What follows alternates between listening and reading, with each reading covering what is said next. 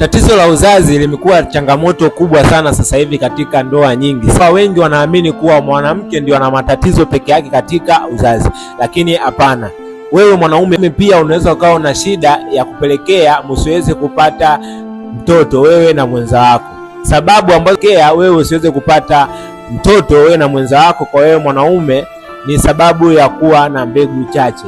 Hili ni tatizo ambalo linawakumba wanaume wengi sana, lakini wao wenyewe hawajui hilo tatizo. Wanajua kama wake zao ndio wanakuwa na tatizo hilo. Na tatizo lingine ni kuwa na umbo lisilokuwa sahihi kwa mbegu yako. Unakuta mwanaume anatoa mbegu chache sana, lakini pia hazina uzito wote, ni mbegu ambazo zipo tu nyepesi. Hii nayo ni shida, ujue ya kwamba una tatizo la nguvu za kiume. Na kitu kingine ni uwezo duni wa mbegu ama uchangamfu wa mbegu. Unakuta mbegu zako haziwezi kufika katika yai la mwanamke na kuweza kutungisha mtoto.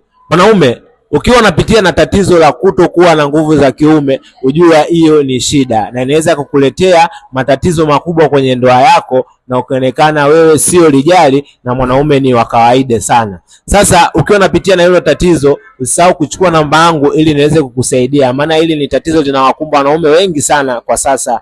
Na usisahau kucomment na kulike ili kuendelea kujifunza zaidi kupitia Osman Solution.